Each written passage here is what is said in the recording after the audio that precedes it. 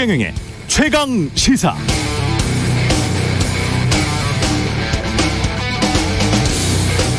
네, 어제 각종 뉴스를 보다가 꽂힌 말은 미국 금리가 3에서 4%까지 올라갈 필요가 있다. 전 미국 연방준비제도 이사회 뉴욕 쪽이죠. 윌리엄 더들리 전 총재의 이야기였습니다. 3에서 4%까지 올라갈 필요가 있다. 지금 인플레이션이 지속된다면 그렇게 되어야 할 것 같다는 그런 말인데요. 미국의 기준금리가 3, 4%까지 가면 한국은 최소 5, 6% 간다는 뜻이 됩니다. 대단합니다. 이건 정말 대단한 숫자인데요. 지금도 힘들어하시는 분들 많은데요. 물가 상승에 금리 인상에 실질 소득은 그럼 당연히 줄어듭니다. 임금이 올라가지 않으면요. 자영업은 피폐해 있는 상황이고 가계는 부채를 최대한 당겨 쓴 상태란 말이죠. 그런데 금리 인상 속도가 굉장히 빠르게 닥쳐온다면 이 정도 수준까지 올라가 버리면 살벌합니다. 다음 대통령도 누가 되든지 정말 고생이 많겠다 그런 생각이 들다가 아닌가? 그냥 권력자는 권력에 취해 살려나? 그런 생각도 들다가 그랬습니다. 알 수가 없네요. 네, 안녕하십니까. 2월 17일 세상에 이익이 되는 방송 최경영의 최강시사 출발합니다. 저는 KBS 최경영 기자고요. 최경영의 최강시사 유튜브에 검색하시면 실시간 방송 보실 수 있습니다. 문자 참여는 짧은 문자 50원, 긴 문자 100원이 드는 샵 9730 또는 유튜브에 의견 보내주시기 바라고요. 새로워진 무료 콩 어플도 많은 이용 부탁드리겠습니다. 오늘은 더불어민주당 윤우덕 정책본부장, 국민의힘 원희룡 정책본부장과 20대 대선 특별기획 오로지 공약하는 시간입니다. 세 번째 시간입니다.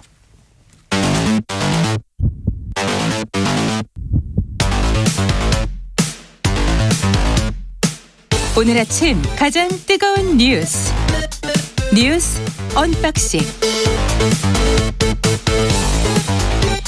네, 뉴스 언박싱 시작합니다. 민동기 기자, 김민아 평론가가 나와 있어야 되는데 어제 밀접 접촉자와 혹시 어떻게 될지 모른다고 해서 지금 자가 격리 중이죠.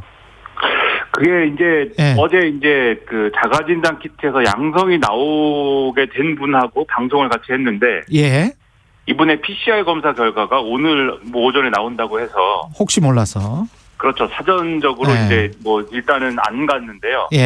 근데 이 밀접 접촉자의 기준도 이제 과거와는 달라졌고 또 이게 밀접 접촉자가 된다 하더라도 반드시 또 격리를 하는 건 아니어서 지금 여러모로 이제 애매한 상황입니다. 하지만 어쨌든 일단은 거기 안 갔습니다 지금. 네. 알겠습니다. 아니길 바랍니다. 혹시 몰라서 예방 차원에서 전화로 그렇습니다. 이야기를 하고 있습니다. 이재명 후보, 윤석열 후보 유세 이야기부터 시작하겠습니다. 어제 이제 이재명 후보는 강남 지역, 민주당의 취약 지역이죠. 송파 지역, 강남 송파 지역을 순회를 했는데 일단 강남의 전국 개인 택시 공제조합을 찾아가지고요. 4개 단체와 잇따라서 정책 협약식을 열었습니다. 그리고 택시 플랫폼의 사업자의 갑질 문제에 공감을 표시를 했고 그리고 강남역 출구 앞에서 이제 유세 등을 벌였는데 아무래도 이제 그 강남역 주변에는 2030 젊은 층들이 많이 다니지 않습니까? 이제 그들을 타겟으로 한 것으로 이렇게 보이고 있는 그런 상황입니다. 강남 송파. 그리고 윤석열 후보는요? 윤석열 후보는 이제 호남 지역을 계속 유세를 어제 돌았거든요. 근데 이제 여당이 적폐 수사 인터뷰 발언을 비판하는 것에 대해서 상당히 좀 반박을 하는 그런 모습을 보였고요. 그리고 김대중 전 대통령이 남태평양 무인도에 가져갈 3가지 이런 질문을 받고 실업 부정부패 지역 감정이라고 답하니라를 이제 다시 한번 언급을 하면서 부정부패를 놔두고 번영을 할 수 없다 이런 점을 강조를 했고 호남 홀대론도 제기를 했습니다. 그러니까 이재명 후보 같은 경우에는 서울과 강남 쪽에 어제 집중을 했고 윤석열 후보는 일단 호남 쪽에 집중을 하면서 오후에는 충북 청주라든가 강원까지 유세를 이어갔거든요. 어제 윤석열 후보는 굉장히 보폭이 넓은 편이었습니다. 김민아 평론가는 어떻게 보셨어요? 그러니까 이 유세가 이제 윤석열 후보 같은 경우에는 그 전날은 이제 서울, 충청, 대구, 부산 이렇게 간 거잖아요. 예. 근데 그 동선에서 다시 이제 호남 거쳐서 충청, 이제 강원 이렇게 간 거니까 전국을 이제 X자로 도는 그런 모양새가 된 거죠. 그러네요. 굉장히 크게 돌았네요. 예. 그렇죠. 그리고 이제 집중한 메시지가 이제 이 호남 이 여당을 이제 강하게 지지했지만 그럼에도 불구하고 뭐 경제 발전이나 이런 거는 제대로 못 얻어내지 않았느냐 이런 부분하고 그다음에 이제 자신의 어떤 그 적폐수사 관련 발언이 이제 정치 보복이 아닌데 왜 그러냐 뭐 이런 것이 이제 강했는데 결국 이제 정권 교체론의 연장선에서 이제 발언을 많이 한 거죠. 예. 그런 차원에서 보면 사실 이 윤석열 후보가 호남 올대론을 제기하거나 이런 것에 대해서 사실 이 대구라든가 이런 것에서 똑같은 논리로 이제 여당이 또 주장할 수도 있는 거거든요. 예. 이 대구가 뭐 예를 들면은 TK 지역이 지금의 이제 보수 정당을 전폭적으로 과거에 많이 지지를 해왔는데 경제 발전이나 이런 거 더디지 않느냐 뭐 똑같은 얘기를 할 수도 있는 거여서 예. 이 호남 올대론으로 이제 승부를 보는 게 이제 좋은 거냐 이건 좀 의문은 있는데 어쨌든 이제 정권 교체론을 이제 계속해서 강조하는 그런 행보였다고 보이고요. 그다음에 이재명 후보가 이제 강남 송파 지역 이제 집중한 것은 아무래도 지금 뭐 말씀하셨듯이 여기가 또 민주당의 기준으로 보면은 별로 이제 득표가 그렇게 또 이렇게 좀 낙관적이지는 않은 지역인데. 그렇죠. 역대 국회의원 선거에서 항상 뭐 불리했던 지역이죠. 졌던 지역이죠. 예. 그렇죠. 그래서 이 지역에서 이제 좀 위기 극복을 위해서 이렇게 좀 통합적인 어떤 정치를 하는 그러한 좀 총사령관의 모습이 필요하다 이걸 강조하려고 했던 것 같아요. 근데 이 택시 이 플랫폼 사업자의 갑질 문제 이런 것들에 이제 문제 제기를 하면서 택시업계와의 대화에서 좀 논란이 될 만한 발언도 나와서 그게 좀 화제였는데요. 어떤 거죠? 이게 이제 이렇게 얘기를 한 겁니다. 택시업에 대해서 이게 도시의 탄광이다. 일자리가 없다. 그래서 마지막으로 가는 게 택시인데 요즘은 그 길도 막히는 것 같다. 그래서 길게 보고 우리가 대응을 좀 해야 된다. 이렇게 얘기를 해서 예. 이게 이제 국민의힘에서 뭐 이준석 대표도 이제 택시하면 또 할 말이 많지 않습니까? 그래서 이준석 대표도 뭐 이렇게 좀 예. 이렇게 뭔가 왜곡된 인식 아니냐 이렇게 반발도 하고 했는데요. 일단 이제 이재명 후보 측에서는 이거를 또 해명을 했어요. 이게 그냥 이재명 후보가 바로 그냥 혼자 얘기한 게 아니고 이 택시 이제 업계 쪽에서 과거에 탄광은 고수익이라도 있었는데 지금 택시는 또 그것과도 상황이 다른 거 아니냐 뭐 이렇게 얘기를 해서 거기에 맞장구를 치면서 이제 한 얘기다 이렇게 해명을 했는데 아무튼 이런 것들이 계속 이제 어떤 뭐 실언 이런 것들로 좀 이렇게 해석이 돼서 뭐 보도가 되고 하다 보니까 여러 가지로 이제 뭐 좌충우돌하는 이런 상황들이 이어지고 있는 것 같습니다. 근데 언론 보도에서 이제 우리가 꼭 봐야 될 부분들이 실언이랄지 뭐 이런 것들은 제가 보기에는 좀 윤석열 후보 측도 그렇고 이재명 후보 측도 그렇고 이제 선거운동이 공식적으로 시작됐기 때문에 이들이 주장하는 것의 본질이 뭔지를 먼저 알려줘야 될 것 같아요. 그렇죠. 예, 이 실언이라는 게 한 번 이쪽에서 나오면 예. 또 발굴을 합니다. 상대 후보의 실언은 또 없는가. 각 후보 측에서도 발굴을 하고 언론도 발굴을 해서. 안 그러면 이게 말꼬리 잡기가 되고 그런 식으로 선거가 진행되면은 이 사람들이 주장했던 게 뭔지를 전혀 알 수가 없어요.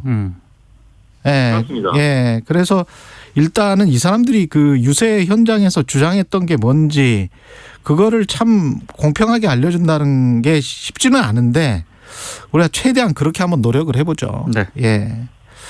그리고 심상정 후보는 유세에서 이재명 후보를 겨냥한 발언을 많이 했나요? 그러니까 심상정 후보 같은 경우에는 호남 지역에 지금 계속 머무르고 있거든요. 예. 어제까지 이틀째 머무르고 있는데 주로 이제 노동 관련 어떤 그런 정책을 많이 얘기를 하고 다니고 있습니다. 그런데 이제 그 과정에서 문재인 정부와 차별화한다면서 이재명 후보가 거꾸로 가고 있다.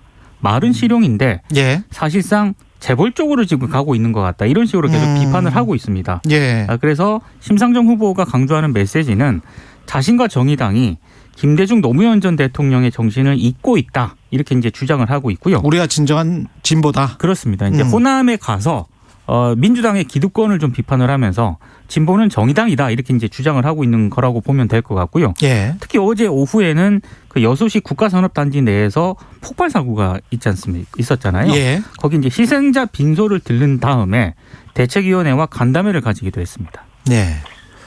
그러니까 이거는 호남 지역에서는 아무래도 이제 호남의 유권자들이 그 보수 정당을 이제 강하게 지지하는 건 아니니까 이 보수 정당을 이제 지지하는 뭐 물론 유권자들도 일부 있습니다만 강하게 지지하지는 않는 상황이다 보니까 민주당에 좀 이렇게 불만족하는, 그래서 이재명 후보에게도 불만족하는 이러한 유권자의 표심을 이제 노리는, 파고드는 이런 전략을 이제 펴고 있는 것이죠. 예. 근데 심상정 후보의 경우에는 근데 또 이게 마찬가지로 이 호남뿐만이 아니라 사실은 영남에서도 비슷한 이제 어떤 표의 어떤 그런 것들을 이제 기대해 볼 수도 있는 게, 영남의 경우에도 이제 좀 이 영남의 보수 정당에 만족하지 못하는 그런 표심이 있거든요. 예. 그 표심이 또 민주당을 또 이렇게 전폭적으로 지지하는 그런 흐름은 또 아니니까 영남에 가서도 이제 그런 점들을 강조를 하면서 예. 이 표심을 호소할 수 있는 그런 상황이어서 아마 이 호남과 영남에 일단은 이제 집중하는 그런 어떤 일정을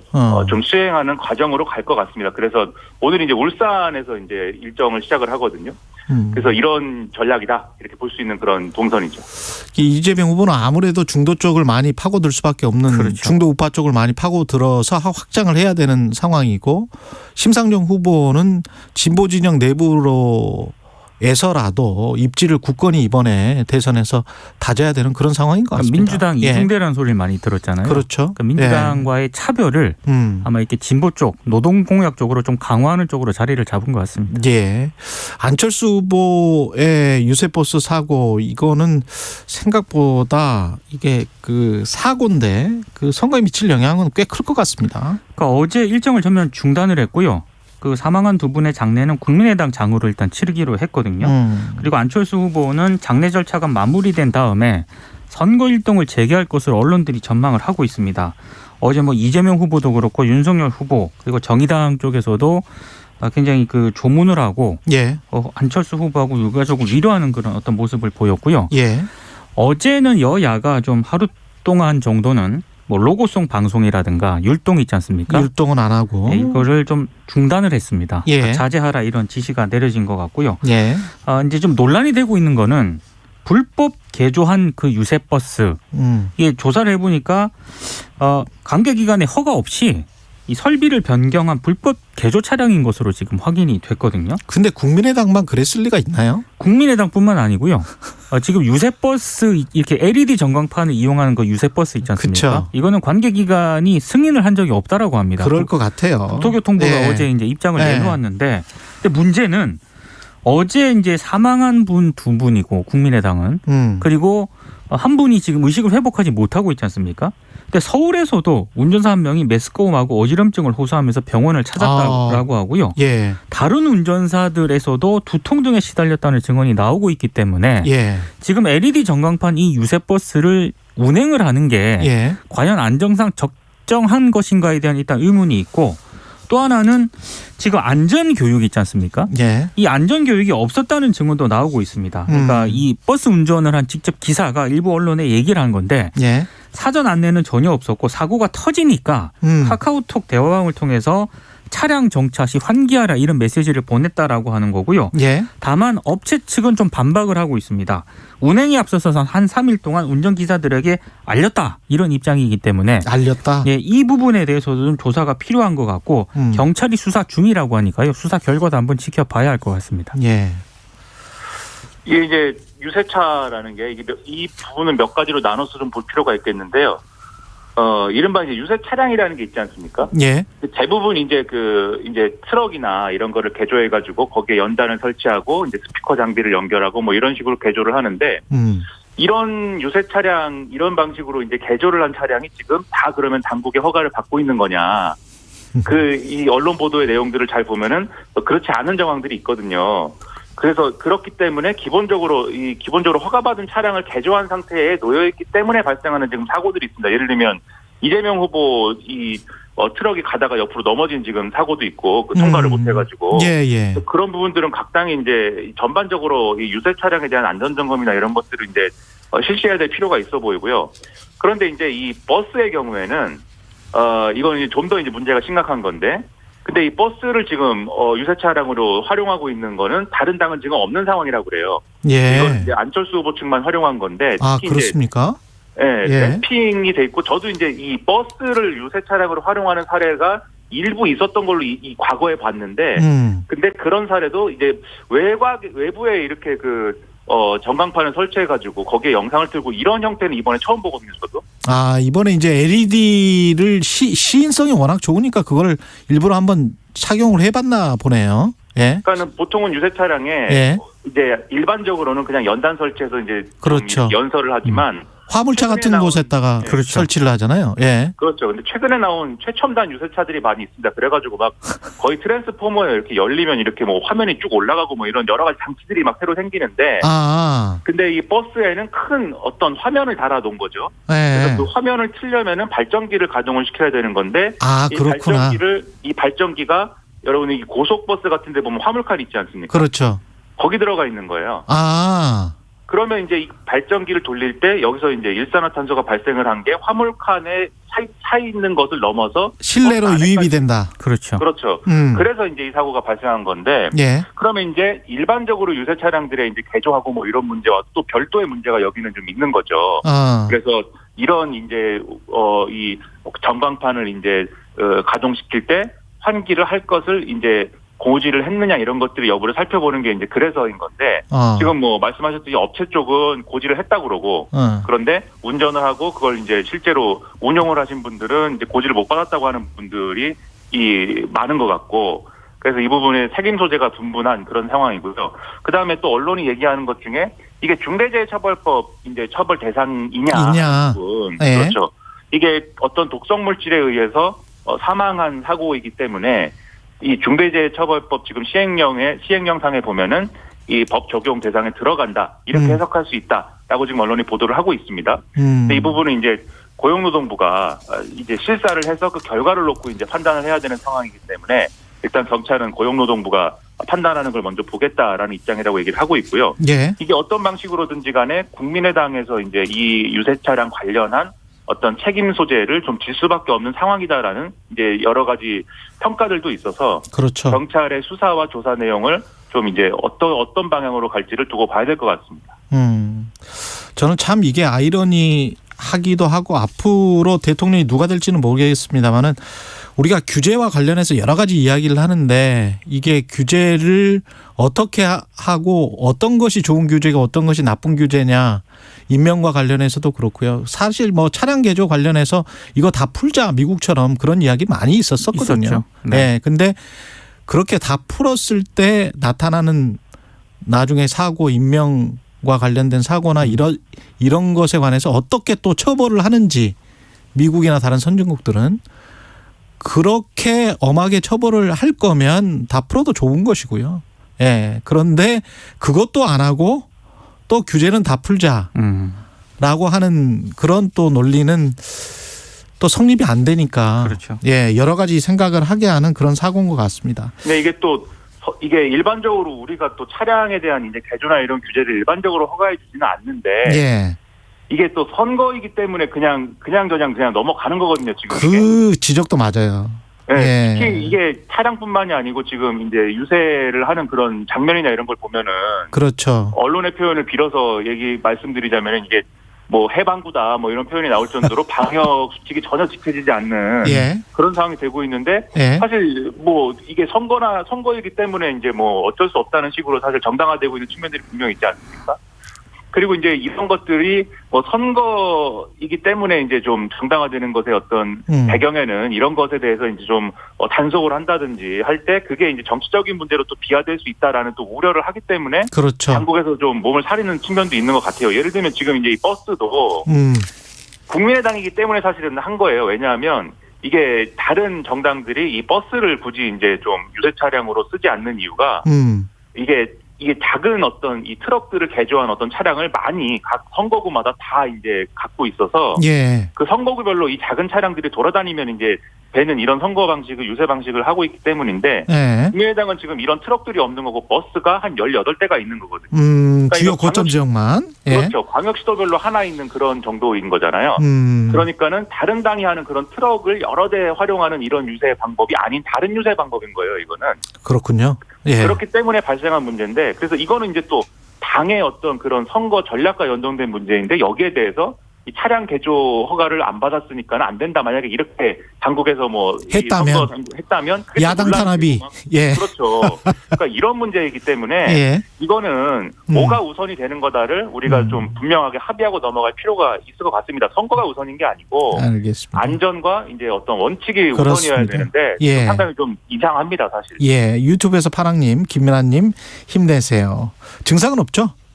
네, 저는 증상이 없기 때문에 그래서 밀접 접촉자가 돼도 지금 검사를 받을 수 있는 건지 아닌 건지 잘 모르겠습니다. 이재명 후보에 관해서 국민의힘이 업무추진비 의혹을 제기했고 그다음에 오마이뉴스를 비롯해서 언론에서 나온 게 지금 윤석열 후보가 검찰총장 시절에 채널A 기자 녹취에 관해서 직접 물어봤다. 뭐 이 내용이 있네요. 그러니까 MBC가 2020년 3월 말에 이제 MBC 검언유착 의혹을 보도를 했잖아요. 근데 당시 윤석열 후보가 검찰총장이었는데 그 MBC 보도 직후에 채널A 기자에게 전화를 했다라고 합니다. 그래서 당시 논란의 핵심이었던 한동훈 이동재 녹음 파일에 대해서 물었다라는 건데 오마이뉴스가 이동재 전 채널A 기자 재판 자료를 입수했거든요. 이 재판 자료를 보니까 당시 채널A 법조팀장이었던 A 기자가 MBC 보도 사흘 후인 4월 2일에 카카오톡 메시지를 채널A 이제 내부 관계자한테 보냅니다. 근데 이 카카오톡 내용이 뭐냐면 윤석열 총장이 B 기자를 통해서 계속 물어오고 있나 봐요. 한동훈 이동재 음성 파일 이 내용이라는 건데 당시 그 B 기자는 채널A 법조팀 소속도 아니었고 이 사안과도 특별한 연관이 없는 그런 인물이었다고 합니다. 그러니까 만약에 이 카카오톡 메시지 내용이 사실이라면 검찰의 수장인 윤석열 후보가 사적으로 채널A 기자와 접촉을 해서 자신의 최측근이 연루된 사건을 직접 알아봤다는 그런 얘기 아니겠습니까? 한동훈 검사장과 관련해서. 그렇습니다. 이게 좀 이상하다는 그런 일단 의문점이 하나 있고요. 또 하나는 당시 채널A 법조팀장이 메시지를 보낸 4월 2일이 당시 대검 감찰부가 법무부로부터 검언유착 의혹 진상조사 공문을 받고 감찰에 착수한 날이거든요. 그러니까 맥락상 보면 이상한 대목이 있습니다. 4월 1일에 윤석열 총장하고 한동훈 검사장 간의 통화가 12번 이루어졌고요. 그리고 4월 2일에는 17번 통화를 한 것으로 나와 있었거든요. 그런데 4월 2일에 다시 채널A 기자에게 윤석열 당시 총장이 이런저런 또 뭐 이렇게 통화를 했다라고 하는 것 알아보기 위해서 이 맥락 자체가 좀 상식적이진 않다. 이런 의혹이 제기가 되는 것이고 그래서 민주당 쪽에서는 총장이 일일이 전화를 돌려서 이런 것들을 알아본다는 것 자체가 개인적인 이해관계가 있다고 볼 수밖에 없다. 이렇게 의혹을 제기를 하고 있습니다. 지금 민동기 기자가 주로 윤석열 후보와 관련된 이야기를 했기 때문에 김민하 평론가는 이재명 후보의 업무 추진비 관련 이야기를 좀 해주세요. 이게 역시 선거 기간이기 때문에 아니 시간도 없어 지금. 그렇군요. 시간이 2분밖에 안 남았어요. 사실 그 채널A 얘기하려면은 사실 1시간 또 해야 됩니다. 그건 알아요. 그렇기 때문에 이재명 후보의 업무 추진비 유용 의혹이 제기가 된 건데요. 이건 박수영 국민의힘 의원이 이재명 후보가 성남시절 시절에 업무 추진비를 이제 사용한 내역을 다 분석을 해보니까 여러 가지 부적절한 것들이 있더라라는 거예요. 그래서 종합을 해보면은 하루에 점심을 9차례 먹은 결과가 됐다. 뭐 이런 것도 있고 또 점심 저녁을 합쳐서 18번 하루에 식사를 한 날도 있다. 그래서 이 비용을 이제 이 업무 추진비를 썼더라. 뭐 이런 건데요. 근데 이게 그럼 왜 이런 일이 일어났느냐라는 거에 대해서 지금 국민의힘은 굉장히 강하게 비판을 하고 있는데 이 언론에 보도된 성남시 관계자의 설명은 이게 회계 처리를 할 때 법인카드를 사용한 날짜대로 이제 쭉 정리를 했어야 되는데 근데 그게 아니고 이 영수증이라든가 이런 것들을 좀 갖고 있다가 하루에 몰아서 처리를 한 것 같다. 그런데 이거를 그 영수증에 나온 날짜대로 나눠서 이렇게 처리한 게 아니고 그 회계 처리 한 날에 그냥 한꺼번에 넣어버렸기 때문에 이게 그래서 9번, 하루에 9번 점심을 먹은 건지 9일간 한 번씩 먹은 거를 한꺼번에 정리해가지고 이게 9번이 된 건지 그걸 이제 알 수가 없는 상황이다. 근데 증빙자료 보정 기간이 지났기 때문에 지금 이건 확인하기가 어려운데 지금은 어쨌든 이렇게 회계 처리 안 한다. 이렇게 설명을 했다는 거거든요. 그러니까 사실 이게 이재명 후보가 정말 악의를 가지고 업무 추진비를 다른 데 쓰기 위해서 이렇게 꾸민 것인지 아니면 성남시 차원에서 회계 처리를 할 때 오류가 있었던 것인지 이거를 확인을 해야겠는데 그건 또 여의치 않은 상황이다. 이런 내용입니다. 알겠습니다. 여기까지 하겠습니다. 4516님은 비싼 물가와 코로나로 대부분의 국민들 삶은 피폐한데 정치인들은 상대방의 흠에만 관심 있는 것처럼 비판 일색이어서 씁쓸합니다. 뭐 이런 말씀하셨네요. 내일은 스튜디오에서 뵙기를 요망합니다. 원합니다. 네, 그거는 KBS의 판단에 달려 있습니다. 네. 예, 알겠습니다. 뉴스 언박싱 민동기 기자, 김민아 평론가였습니다. 고맙습니다. 고맙습니다. 고맙습니다. KBS 1라디오 최경영의 최강시사 듣고 계신 지금 시각 7시 45분입니다. 출근길 날씨 정보입니다. 어제 아침보다 더 추워졌습니다. 강한 찬바람에 체감 온도도 뚝 떨어져 현재 서울의 체감 온도가 영하 16도 정도, 대구는 영하 14도 정도로 느껴지고 있습니다. 낮 기온도 서울 0도, 대전, 광주 2도, 제주 4도 등에 머물며 종일 많이 춥겠습니다. 추위 때문에 서해상에서 눈구름이 계속 만들어지고 있어서 전라도 서부 지역과 제주도는 오전까지 눈이 조금 더 내리는 곳이 있겠고요. 그 밖에 전국은 오늘 대체로 맑겠지만 대기가 많이 건조하고 바람도 강하게 불고 있어서 불조심하셔야겠습니다. 현재 서울의 기온은 영하 10.5도입니다. 날씨 정보 송소진입니다. 이어서 이 시각 교통 상황을 KBS 교통정보센터 임초희 씨가 전해드립니다. 네, 이 시각 출근길 교통정보입니다. 현재 경부고속도로 부산 쪽으로 해덕분기점 부근에서 화물차 관련 사고 있습니다. 1km 구간 사고 영향받고 있고요. 이전은 한남대교에서 서초, 신갈분기점부터 수원까지 어렵습니다. 서울 시내는 강변북로 구리 쪽으로 행주대교부터 반포대교까지 정체 이어졌고요. 한편 올림픽대로 잠실 방향은 행주대교부터 월드컵대교, 다시 서강대교에서 한강대교 쪽으로 정체되면서 이 구간은 올림픽대로 이용이 더 수월해 보입니다. 다만 이후에는 동호대교부터 청담대교까지 속도 줄여서 지나고요. 동부간선도로 도심 쪽으로는 창동교부터 성수 분기점까지 막히고 북부간선도로 도심 방향으로 가진다면 신내부터 하월고까지 밀리고 있습니다. KBS 교통정보센터에서 임초희였습니다.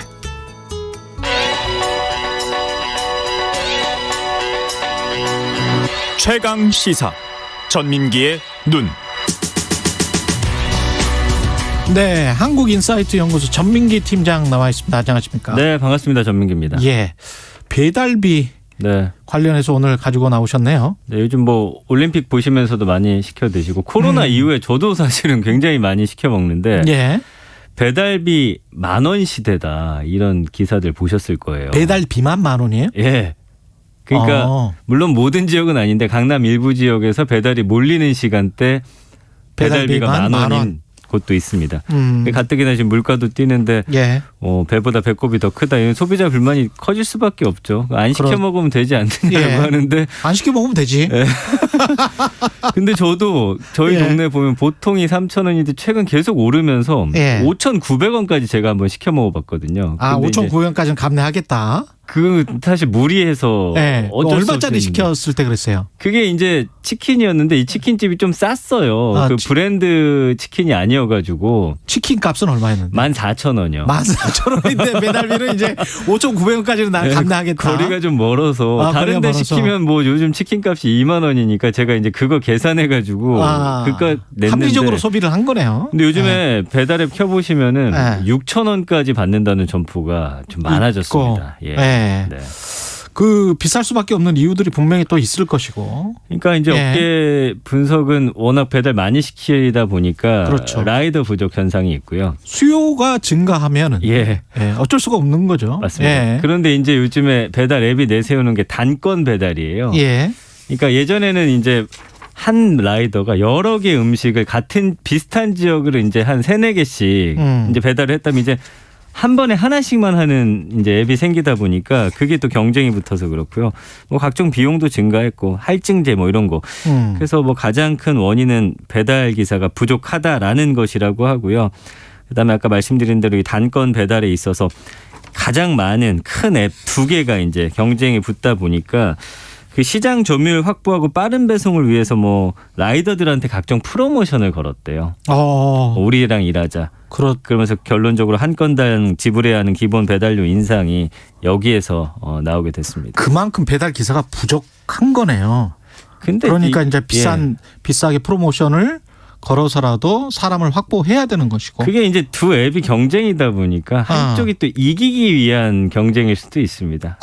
그렇겠네요. 1위가 돼야 사실은 예. 나중에 모든 걸 다 이렇게 먹을 수 있기 때문이죠. 사람들은 어느 정도의 배달료까지 감내할 수 있다라고 이렇게 생각을 합니까? 이 데이터가 재밌더라고요. 예. 한국행정연구원 미래행정혁신연구실이 지난해 10월에 이제 전국 성인 남녀 2,115명을 대상으로 조사를 했어요. 근데 53%가 일단은 배달료가 너무 비싸다라고 말씀하셨고 응답자 23.2%가 지불할 의향이 있는 배달료 최대 금액으로 1,000원에서 1,500원 가장 많았고요. 1,500원에서 2,000원이 22.3%, 1,000원 미만도 있고 지불할 의향이 없다.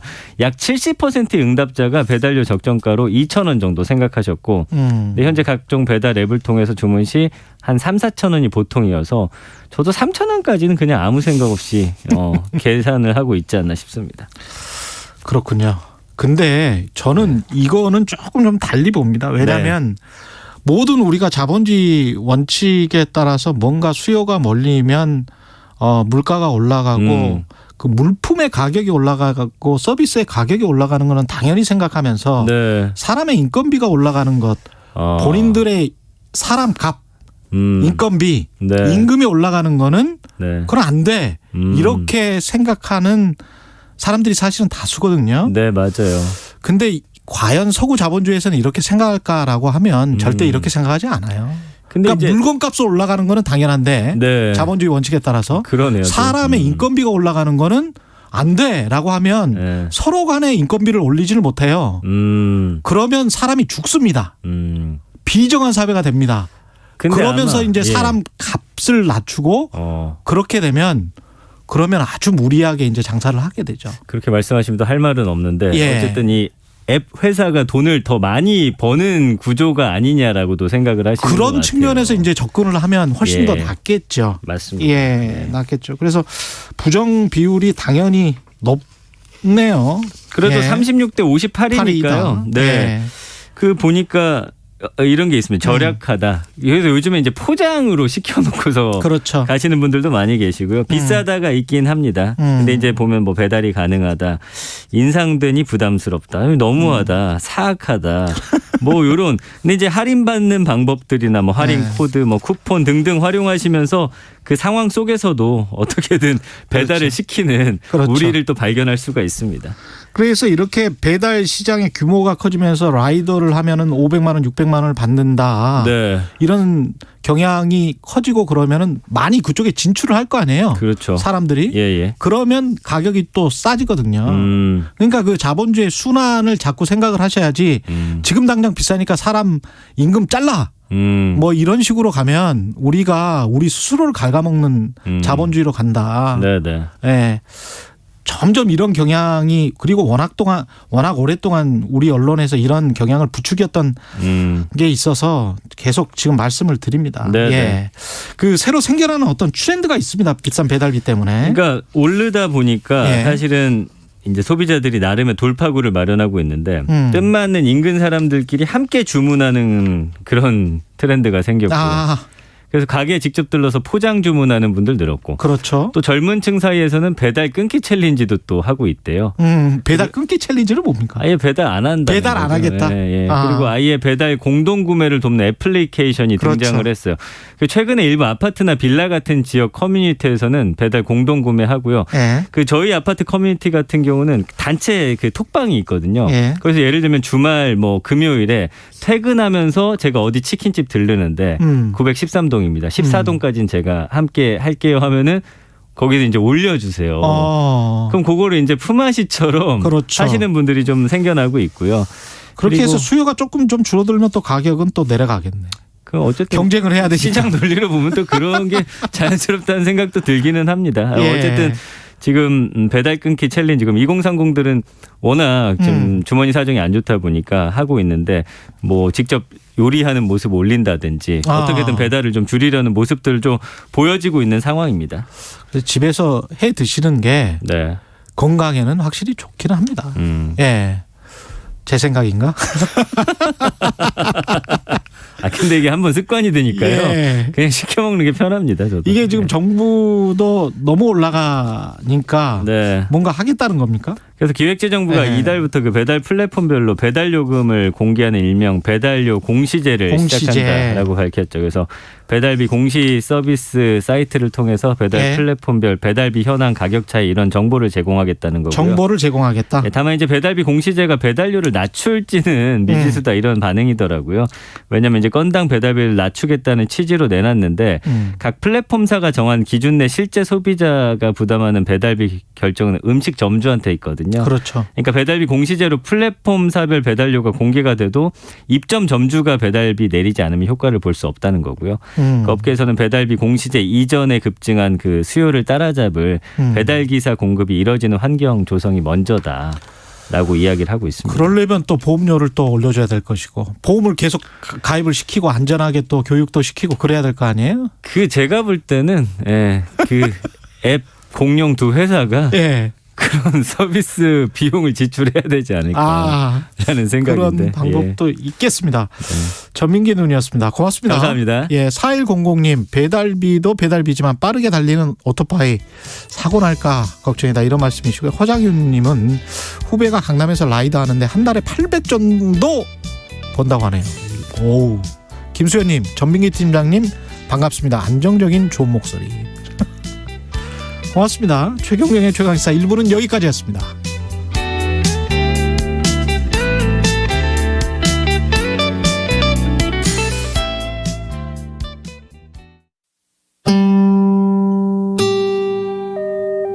상당수의 이제 많은 구급대원들이 번아웃이 와가지고 그렇게 겨우겨우 버티다가 결국에는 지금 휴직하는 분들이 간간히 생길 정도로 생각보다 많이 힘든 상황입니다. 지금. 2022 KBS 연중기획 기억을 기록하다. 영등포 소방서에서 근무 중인 김태규 구급대원입니다. 늘 출동이 끊이지 않고 또 소방서 내에서도 구급대원 힘드니까 고생 많다며 격려도 해주시고 인적으로도 물적 지원도 많이 해주시는데 그럼에도 불구하고 지금은 어떻게 해볼 수 없는 상황이라 다들 많이 지쳤다고 할 수 있을 것 같아요. 맨 처음에 코로나 터졌을 때만 해도 2주가 제일 중요하다, 2주가 제일 중요하다 그런 말을 했잖아요. 저희 구급대원들은 일반인들과는 다르게 이제 직접 발로 뛰니까 그런 말 한마디가 되게 큰 희망이었거든요. 2주만 더 있으면은 좀 가라앉을까? 이런 식으로 계속 희망의 빛을 봤는데 너무 오래됐어요. 장기화됐기 때문에 지금 다들 그런 생각은 안 하고 그냥 이 또한 지나가리라 생각하고 그냥 버티자는 생각밖에 없어요. 다들 언제 어떻게 어떤 마음으로 이렇게 하는 게 아니라 그냥 우리가 버텨야지 이렇게 안 그러면 어떡하겠나 서로 그냥 힘내자 요 정도밖에 없습니다. 지금 사명감이고 어떤 마음이고 그런 건 없는 것 같아요. 다들 그냥 힘들어도 우리 아니면은 못한다 이런 생각. 김태규 구급대원은 말합니다. 좁디 좁은 구급차 안은 코로나 환자와 밀접촉 장소입니다. 그래도 뒤로 물러서지 않는 건 코로나라는 긴 겨울이 끝나면 반드시 봄이 올 거라는 걸 믿기 때문입니다. 당신과 대한민국의 기억 KBS가 기록합니다.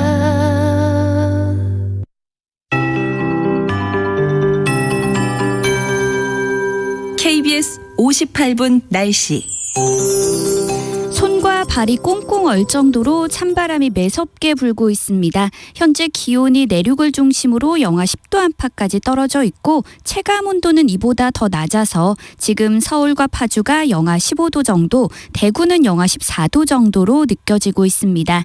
낮에는 서울 0도, 대전, 광주, 강릉 2도, 제주 3도, 부산 4도 등으로 어제보다는 조금 높아도 여전히 평년 기온을 5도가량 밑돌며 종일 많이 춥겠습니다.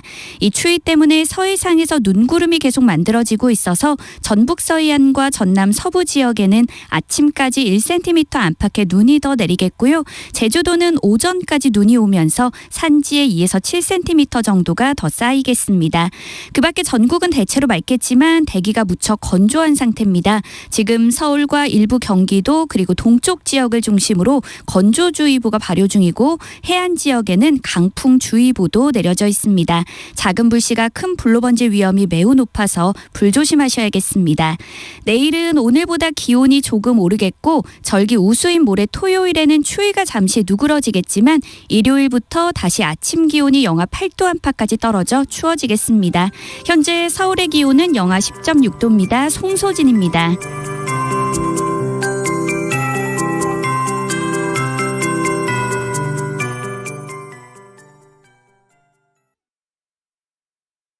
정성을 다하는 국민의 방송 KBS가 8시를 알려드립니다. AM 711kHz, FM 97.3MHz, KBS 1라디오입니다. HLKA.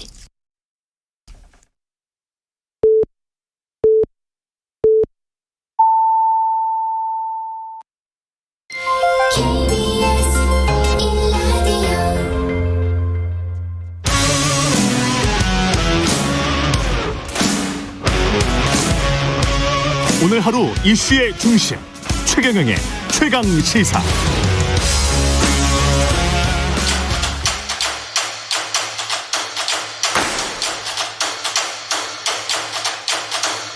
최경영의 최강 시사 제20대 대선 특별기획 토론 오로지 공약. 네, 소모적인 정치 공방, 네거티브 공방은 지금까지만으로도 충분합니다. 오로지 정책, 오로지 공약. 세 번째 시간입니다. 예, 오늘도 더불어민주당 선대본의 윤우덕 정책본부장님 나오셨습니다. 안녕하십니까? 네, 반갑습니다. 좋은 하루 되십시오. 예, 국민의힘 선대본의 원희룡 정책본부장님 나오셨습니다. 네, 안녕하세요. 예, 오늘은 외교 안보 사법까지 다루겠습니다. 뒤에 검찰개혁까지. 외교 안보 분야 두 후보의 기조 가장 중요하게 생각하는 지점, 인식 어떤 차이가 있는지 좀 먼저 들어봐야 되겠습니다. 어느 부분부터 하시겠습니까? 본부장님, 윤우덕 본부장님. 예, 여당부터 하시죠. 예. 지금 외교 안보 분야에서 가장 중요한 거는 첫째, 계속 지속되고 있는 북의 핵 미사일 위협을 어떻게 대처하느냐. 그것이 제일 중요한 문제라고 봅니다. 둘째로는 그에 못지않게 중요한 게 미중 간의 대립 시대이죠. 여기서 우리가 어떤 외교 노선을 취하느냐. 이게 아주 또 북핵 문제 못지않게 중요하다고 그렇게 생각을 합니다. 이 두 가지는 이제 한반도 문제이고 또 아시아 문제인데 그에 못지않게 중요한 게 우리가 이제 국제적인 위상을 가지고 있습니다. 10위권 안에 국가가 되었죠. 우리한테 기대되는 국제적 기대감이 있죠. 국제적 차원에서 역할을 우리가 어떻게 하느냐 하는 문제입니다. 그래서 이제 글로벌한 차원에서 한국의 외교적 기여와 역할 또 이에 대한 이제 국가를 경영하는 지도자의 입장에서 이제 도외시할 수 없는 그런 문제가 있어요. 그래서 우리가 이제 거의 뭐 영국, 불란서, 독일과 맞먹는 그런 이제 국력을 가진 나라가 됐죠. 그래서 이에 걸맞는 외교 그리고 또 균형 외교, 국제 외교가 필요하다. 이렇게 세 가지를 말씀드릴 수 있겠습니다. 예, 원희룡 본부장님. 예, 저희 외교 안보는 우선 그동안 특히 북한에 대해서 너무 이렇게 치우치다 보니까 한미 동맹, 한일 관계, 또 한중 관계에서의 우리의 당당한 입장 이런 부분들이 많이 왜곡돼 있다고 보고 있습니다. 그래서 이런 것들을 우리의 외교 안보의 주체성과 국익 우선 그리고 국제적인 공조 이런 부분에서 한미 동맹을 중심으로 해서 외교 안보의 기반을 튼튼히 하는 이런 기조 속에서 북핵에 대한 억지력 그리고 이에 대한 대응 능력을 강화하고 무엇보다도 우리 윤우덕 의원님도 비슷하게 얘기를 하셨습니다마는 미중 기술 패권 경쟁이 앞으로 세계의 힘의 질서를 바꾼다고 보고 있고 저희의 앞으로 미래 세대들의 생존에 걸려 있기 때문에 어떻게 우리가 국제적인 공급망 그리고 기술 지도에 있어서 우위를 확보해 나갈 것인가 그 점에 초점을 맞추게 될 것입니다. 그렇군요. 그 두 분 다 미묘하게 좀 엇갈리는 지점이 결국은 이제 원희룡 본부장님이 말씀하시는 건 주체성을 강조하시는 것 같아요. 그렇습니다. 주체성을 강조하시는 것 같고 윤우덕 본부장님은 굉장히 좀 조심스러운 그런 입장인 것 같고. 근데 외교라는 게 이제 만약에 집권을 하게 되면 이 결국은 이제 사드랄지 뭐 이런 공약을 내셨기 때문에 국민의힘도 여러 가지 생각을 속으로는 하고 있지 않을까 그런 생각도 저는 듭니다. 왜냐하면 주체성을 강조를 하시지만 그렇다고 바로 그냥 그 공약처럼 사드를 뭐 배치를 하고 뭐 이게 줄 파장도 분명히 걱정은 할 것 같거든요. 사드는 외교안보 특히 그 북핵에 대한 우리의 억지 능력 중에 한 조각입니다. 레고로 치면 하나의 부품 정도의 의미인 거죠. 지금 우리 그 문재인 정부에 있어서의 국방 백서도 보면 북핵에 대한 것이 삼축 체제라 그래가지고요. 초기에 이게 도발이 임박했다. 예를 들어서 미사일을 실은 철도 차량이 선로 위에 발사 준비를 하고 있다든지 지하 벙커에 미사일 발사대가 이제 이 발사가 임박했다는 이렇게 보였을 때는 이것을 선제 타격하도록 되어 있습니다. 우리가 공격한다는 게 아니고. 그다음 두 번째 공중으로 일단 머물러서 날아오는 동안에는 이것을 요격하도록 되어 있고요. 떨어져서 우리가 피해가 발생한 다음에는 대량 보복을 하도록 되어 있습니다. 이것은 국민의힘이 갑자기 강경책을 꺼낸 게 아니라 역대 정부에서 작전 개념으로 만들어져서 역대 정부마다 대대로 물려온 겁니다.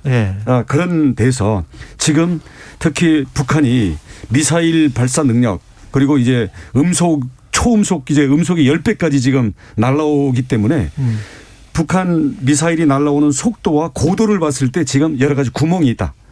그래서 고고도 부분에 대해서는 수도권 방어가 안 되기 때문에 사드 배치도 검토해야 되는 게 아니냐. 근데 사드는 미국으로부터 사와야 되는 거기 때문에 우리가 만들 수 있는 게 우리가 만들 수 있으면 가장 좋은데요. 그다음 사드뿐만 아니라 지금 고도 40km까지가 또 이 문제가 되고 있습니다. 문재인 정부 하에서는 지금 패트리어트 3 MSE 탄 이걸 64발을 도입하도록 이미 결정이 돼 있거든요. 우리가 포대가 8개 포대가 되어 있는데 이것을 8발씩밖에 배치를 못하게 되면 북한이 요격할 때 특히 수도권 쪽에 이게 취약하다고 보고 있습니다. 그런데 이거는 우리가 자체로 개발할 도입도 하고 또 자체로 개발할 수 있는 거기 때문에 이런 부분들을 저고도 중고도 고고도 모두가 여기에서 비어 있는 부분들이 북한이 그쪽을 노릴 거기 때문에 이런 부분에 대한 대응 체계를 갖춰야 되겠다. 이렇게 하다 보니까 사드도 우리가 배제할 게 아니라 적극적으로 검토해야 되는 게 아니냐라는 종합적인 북한 미사일에 대한 대응 체계 속에서 나오는 공약이라는 걸 말씀드리겠습니다. 윤호동 본부장님, 그러니까 이제 그 국민의힘 쪽에서는 그런 생각인 것 같아요. 문재인 정부 하에서 북 체제에 관해서 너무나 유화적이었다. 그리고 그렇게 해서 결국 잠깐 잘 될 것 같이 보였지만 지금 결과적으로 보니까 얻은 게 하나도 없다. 북한은 뭐 계속 미사일 저렇게 긴장 관계를 뭐 자기들 마음대로 이렇게 하고 있다. 뭐 이게 뭐 외교적인 성과가 뭐 있는 거냐. 이런 지금 비판인 것 같습니다. 이제 목표는 북이 핵을 내려놓게 만드는 거죠.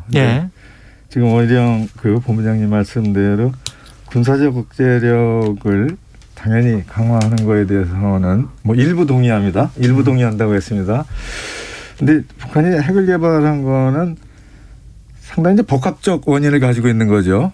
뭐 남북 관계도 있지만 특히 이제 북미 관계가 있고 뭐 등등의 여러 관계가 있는데 이거를 그 군사적 억지력 중요하죠. 그것뿐만이 아니라 그 복합적으로 다층적으로 접근을 해야 합니다.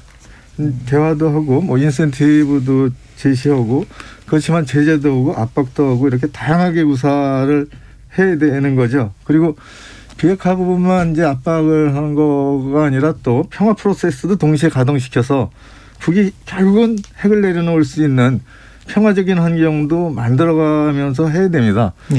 또한 이제 남북 대화도 해야 하지만 이제 국제적 공조도 해야 되고 그리고 아주 다양한 방법으로 국제적 공조 등등을 다 통해서 또 유엔도 있지 않습니까? 이렇게 해서 북한이 핵을 내려놓게 결국은 포기하게 만들어야 되는 거죠.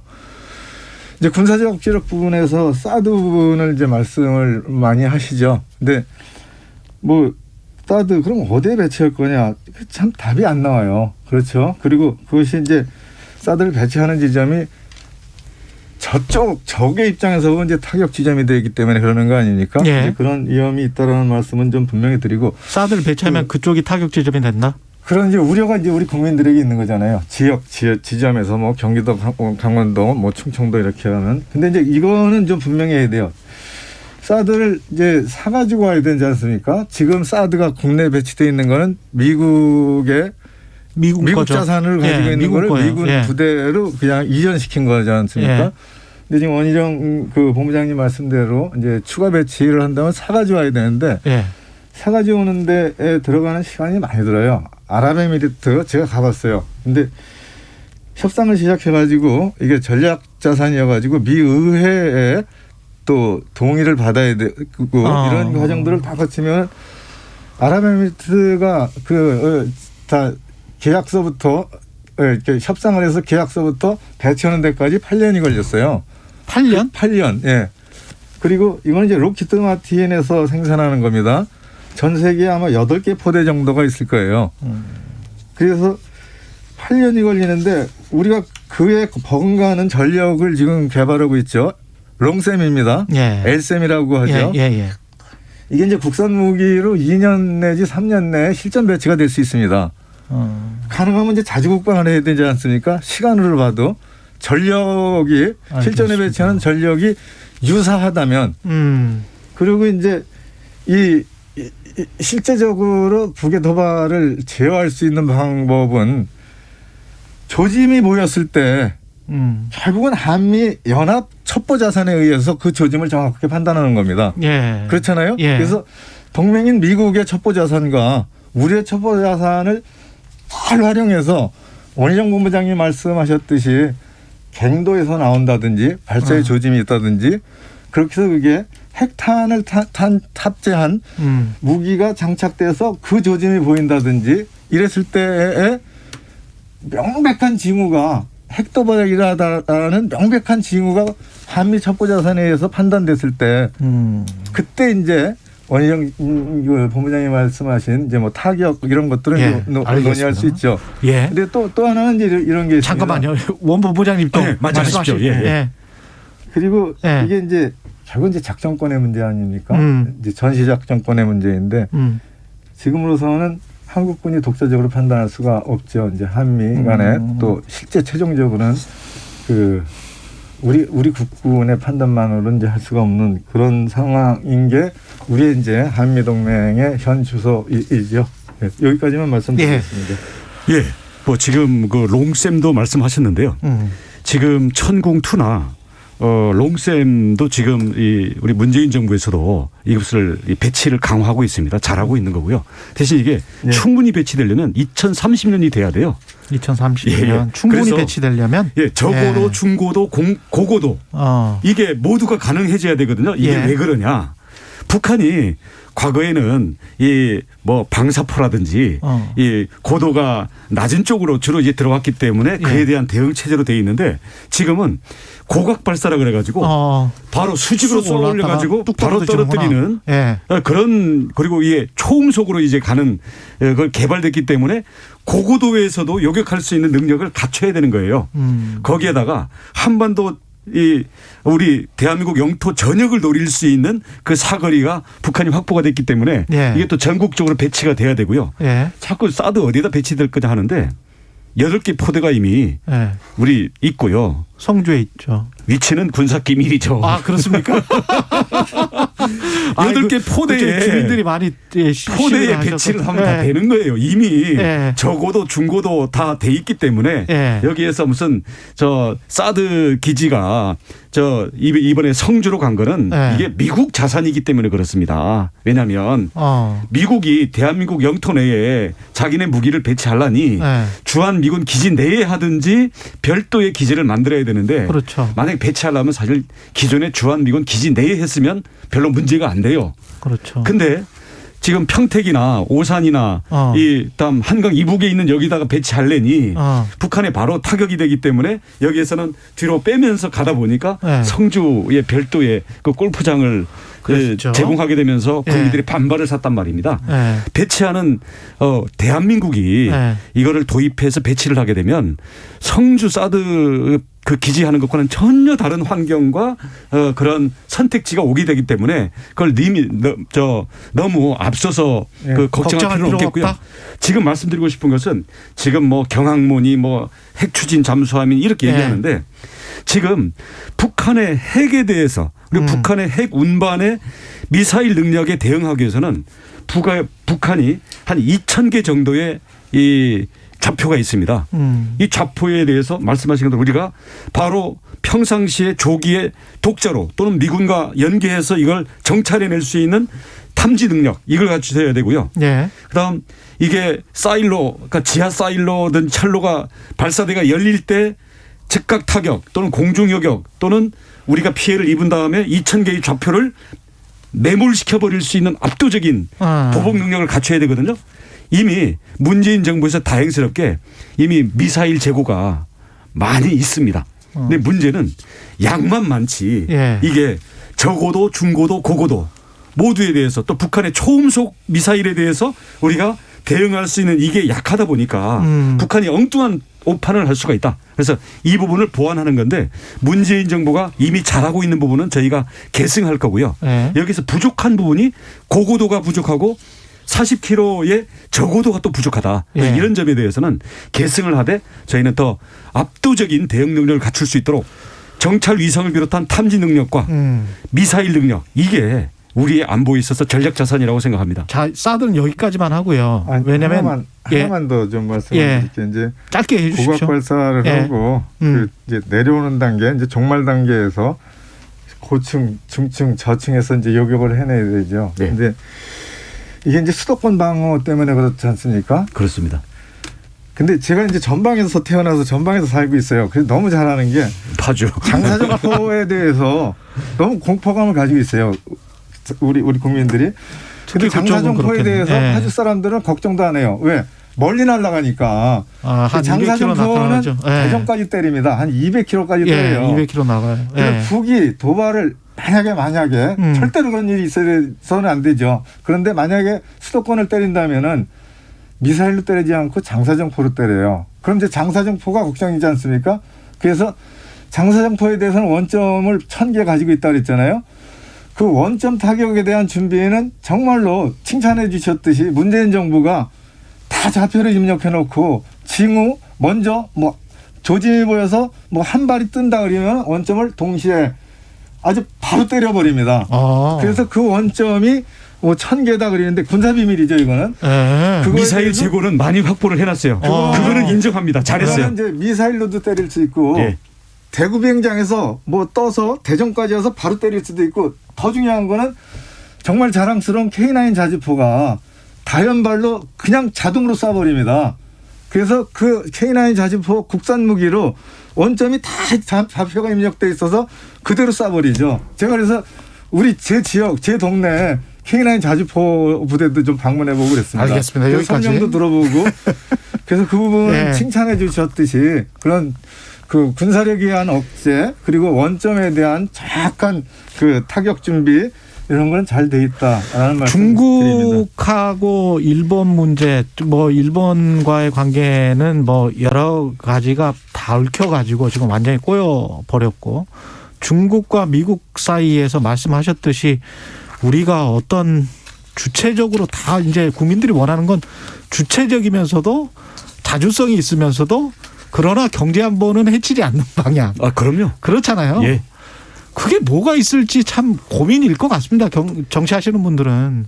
저는 중국 관계는 우리가 일부러 악화시키거나 도발하거나 공격적인 태도를 취할 필요는 없다고 생각합니다. 그렇죠. 외교는 모두랑 잘 지내야 되는 거거든요. 근데 문제는 잔질을 내려고 하는데 힘으로 우리를 겁박한다든지 아니 우리가 이해관계가 충돌된다든지 이럴 경우에 우리가 어떻게 힘 또는 외교 관계로서 풀어나갈 거냐 우리의 이익을 지킬 거냐 이게 문제잖아요.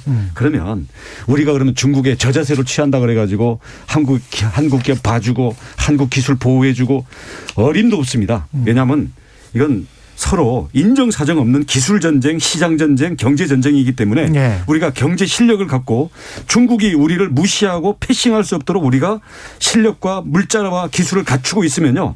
우리가 아무리 세게 나가도 중국은 우리랑 잘 지낼 수밖에 없고요. 그게 아니라 그게 없으면 우리가 아무리 저자세를 가도 그건 중국이 줄 수 있는 게 없습니다. 그런 점에서는 예. 우리는 철저히 실력에 의한 자강론을 입각해서 펼쳐야 되고요. 근데 중국이 우리가 일부러 적대 관계로 가가지고 중국의 어떤 보복이 된다든지 이렇게 할 필요는 없겠죠. 또 한편으로는 흔들면 흔들리는 나라, 동네북, 약한 고리, 그리고 이 누떼가 아프리카 초원을 가는데 거기서 약한 무리에서 떨어져 나와 있는 새끼 누가 돼서 이 돈보기로 우리가 그 기합받고 다른 나라들에게 겁을 주기 위한 우리의 타겟실에서는 안 된다. 그런 네. 점에서는 우리가 일방적인 희망 회로를 돌리면서 우리가 중국에 대해서 지나친 굴종 또는 중국에 양보하는 유화 제스처를 취하면 우리를 봐줄 거다. 이런 환상에서 벗어나는 게 필요하다고 생각합니다. 예. 윤우덕 본부장님 어떻게 생각하십니까? 예. 예, 원영 본부장님 좋은 말씀 주셔서 감사하고요. 결국은 이제 미중 패권 싸움이 이게 뭐 1, 2년 내에 끝날 게 아니잖아요. 예. 지속되는데 이 과정 중에서 우리가 얼마나 실익 해결을 하느냐 이거지 않습니까? 예. 근데 원칙은 좀 분명하다고 봐요. 미국이 유일한 동맹 아닙니까? 그래서 동맹인 미국에 조금 더 가깝고 그러면서도 그 동맹을 기반으로 해서 우리가 실익은 또 중국의 전략적 동반자 관계를 분명히 견인해 나가면서 잘 버텨나가야죠. 이게 실용 해결이라고 생각을 합니다. 예.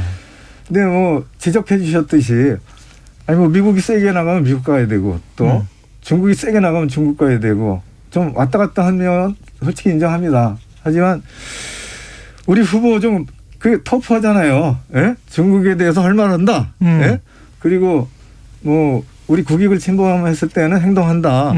그래서 조금은 좀 우려하는 부분에서 좀 달라질 수 있다. 그런 말씀을 드려요. 그리고 정말 어려운 문제죠. 뭐 5천 년 우리 한반도가 우리 민족을 유지하고 지금까지 이렇게 번영된 국가를 가졌던 거는 역시 대륙 세력하고 또 요즘 이제 해양 세력하고의 사이에서 우리가 정말로 실용 해결을 펼쳐나갈 때 국익이 풍성했고 또 그렇지 못할 때 상당한 어려움을 겪었던 거죠. 그래서 원희정 의원님 말씀 주신 그런 내용 참 귀중한 지적이라고 생각을 합니다. 외교도 상상력의 영역이라고 보는데 사실은 일본 같은 경우도 중국이랑 영토 분쟁까지 있는 나라지만 실제로 보니까 무슨 평화 우호 조약도 있고 전략적으로 동반자 관계가 또 공고하단 말이에요. 그러니까 경제적으로는 또 잘해요. 예? 그러면서도 또 미국이랑도 또 잘 하잖아요. 그래서 저는 미국이랑도 지금은 이미 우리가 한미 우호 조약이 있지만 중국과도 이렇게 비슷한 어떤 서로 간에 침범하지 말자. 그런 조약도 할 수 있고 둘 다로부터 안전을 보장받는 그런 방법은 없을까? 말씀드린 것처럼 우리가 누구도 우리를 무시할 수 없는 기술을 갖고 있어야 되고요. 세계적인 이 생산 공급망 서플라이 체인이라고 그러죠. 세계적인 이 생산 연결 체계 속에서 우리가 우위를 갖는 지금 반도체처럼 이런 것들이 전략적인 우리가 우위를 갖는 품목이 더 늘어나야 됩니다. 그러면 그만큼 우리의 발언권도 세지는 거고요. 우리를 무시할 수가 없게 되는 거죠. 또 한편으로는 지금 말씀하신 것처럼 일본이 중국에 대해서 경제적으로는 자기들의 우위에 있는 걸 가지고 할 말을 한단 말이죠. 그렇죠. 그렇다고 해서 중국이 일본을 무시하지 못하잖아요. 그러니까 그런 면에서는 우리가 중국한테 저자세로 간다고 해서 또는 중국이 우리를 보복하겠다고 할 때 때리면 우리가 입장을 숙이고 들어가면요. 한 대 더 맞고 돈까지 뺏깁니다. 그래서 부당한 압력에 대해서는 어느 정도 이것을 이겨낼 수 있는 걸 갖고 또 예측 가능한 한국은 흔들어도 저거는 안 돼. 우리 이거는 협상의 여지가 있어. 이런 부분들에 대해서 명확한 예측 가능성을 주고 그것을 지켜가야 된다고 생각합니다. 예. 윤호동 본부장님. 아주 중요한 말씀해 주셔서 감사드리는데 이제 글로벌 그 밸류 체인이잖아요. 이제 세계적인 공급망인데 국제적 분업에 의해서 모든 생산품이 자국에서만 생산되지 않고 여러 나라에서 모아지는 걸 가지고 완제품을 만들죠. 그래서 우리가 이제 제조업 강국이어서 그 완제품을 만들어서 수출을 하는데 반도체 부품이 일본에 의해서 그 화이트리스트에서 배제되는 이제 우리가 어려움과 수모를 겪었죠. 그리고 또 최근에는 요소수가 부족해가지고 많은 어려움을 겪었습니다. 그래서 가능하면은 그 아주 필요한 국가적으로 정말 전략적 그 차원의 것들은 국내 생산을 해야 되고 그것이 국내 생산하는데 미흡하면 재정 투입이라도 해서 국내 생산 체제를 갖춰야 된다는 말씀을 드리고요. 역시 이게 국제적 분업이라는 세계 질서가 그래도 평화롭게 유지돼야 서로 잘 살 수 있고 또 우리도 그 안에서 제품을 만들어서 수출을 하죠. 그리고 일본 문제지 않습니까? 예. 한일 간의 관계는 뭐 솔직히 시인합니다. 최악이죠. 그 수교일에 이제 최악인데 이걸 이제 풀어내는 게 아마 그 다음 정부의 대통령의 한 문제인 거가 맞죠. 예. 그런데 뭐 기존 방식으로 안 풀렸습니다. 이거 시인합니다. 그래서 이게 김대중 오부치 선언 정신에 근거해서 뭐 방식을 가져가야 되는데 결국은 일본의 이제 과거사에 대한 진정한 사과 그리고 또 보배상 그리고 또 그에 따른 또 우리가 해야 할 일들 이걸 이제 풀어가야 되는데 정말 힘들죠. 그래서 국회의장을 하셨던 문희상 의장님이 제안하신 게 있어요. 예. 이제 법으로도 내시고 그랬는데 법을 통과 못 시키고 이제 은퇴를 하셨죠. 이 문제를 해결하는 평화 기금을 만들자. 그래서 그 기금에는 이제 국내 기업도 그 기금에 펀딩을 하고 뭐 정부도 좀 넣고 그리고 일본은 자발적으로 기업에서 여기에도 펀딩을 하고 또 일본 정부도 관심을 갖고 그래서 여기 만들어진 돈 기금으로 우선 어려움에 처하시고 피해를 또 보상받아야 하실 분들을 보상을 해드리고 한일 공동평화기금 그렇죠. 그래서 민간이 이 문제를 풀어가는 틀을 좀 잡아보자라는 그런 제안을 문재인 전 의장님이 하시고 있었습니다. 예, 문희상 문희상 의장. 문희상. 죄송합니다. 예, 문희상 의장이 하셨죠. 정부 대 정부가 이를테면 국내 정치나 또 국민 정서 때문에 이걸 풀어내는 게 상당 기간 이게 정치에 교착돼 있는 거 아닙니까?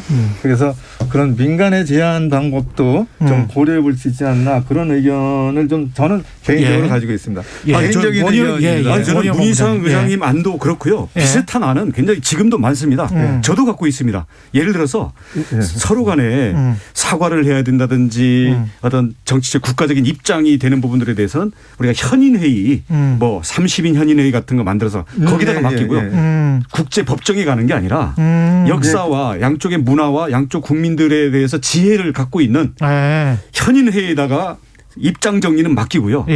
돈의 부담은 뭐 양쪽 정부가 되든 서로 그건 실제 부담할 수 있는 걸 가지고 물밑에서 기금을 만들면 되고요. 그걸로 배상이든 보상이든 하자. 우리의 위안부라든지 징용공 피해자, 그다음 미국에 있어서의 어떤 기업 이런 쪽들 같은 경우는 서로 직접 부닥치지 않도록 하면서도 각자의 입장을 살릴 수 있는 이거는 얼마든지 그 안을 마련하는 게 가능합니다. 그리고 문희상 안도 의장님 안도 그런 안 중에 하나였고요. 저는 찬성하고요. 문제는 그렇게 만들어봐야 총선 앞두고 한일전이니 뭐 토착 왜군이 뭐 국내 정치에다 이걸 이용하다 보니까 그런 아무리 좋은 안이 내부에서 나오면 그걸 죽였잖아요. 저희는 국내 정치에다 제발 한일전이니 무슨 토착 왜군이 그러다가 자기네 친일파들 다 걸리지 않습니까? 이런 거의 자책골 같은 이 국내 정치용 이런 거 하지 말고요. 외교는 현인회의와 정말 미래 세대를 위해서 우리가 일본과 기술과 경제 면에서 협력이 되면 얼마나 든든합니까? 대신 우리의 역사에서의 또는 영토 문제라든가 이런 거에는 우리 당당히 우리 할 것들을 하고요. 이렇게 해서 이제는 새로운 관계로 풀 때가 됐다고 생각합니다. 정권 교체해야 이게 가능합니다. 오늘 여기까지 하겠습니다. 안 하고도 할 수 있습니다. 정권 교체 선거 때마다 한일전 하면서 무슨 아니 여기까지 잠깐만 현인의 말씀 주셨는데 정말 귀중한 말씀이라고 생각을 해요. 두 분의 정책 토론 정말 멋집니다. 6925님. 아니 정책 토론 정말 멋집니다. 이 말씀을 요 말씀 하나 좀 드리고 싶어요. 정치권에서 특히 이제 선거에 임박해서나 국민 정서에 끝났습니다. 기대해서 더불어민주당 선대위의 윤우덕 정책본부장님이셨고, 국민의힘 선대위의 원희룡 정책본부장님이셨습니다. 감사합니다. 감사합니다. 오늘도 굉장히 유익한 토론이었습니다. 잠시 후 8시 반부터 일부 지역국에서는 해당 지역 방송을 보내드립니다. 인생에서 가장 중요한 건 역시 사랑이죠. 그 사랑을 위해 경제 공부도 꼭 해야 합니다. 여러분이 사랑하는 사람을 행복하게 해줄 알짜 정보만 쏙쏙 전해드리는 홍사원의 경제쇼. 오후 4시 5분 불타오르는 열정으로 준비하겠습니다.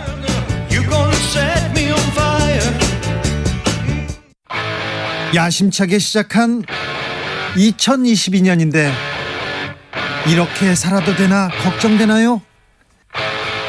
괜찮아요? 잘하고 있어요. 진짜 시작은 지금 이 순간부터. 매일 오후 5시 5분 매일 함께 주진우 라이브. 지금 시각은 8시 30분입니다. KBS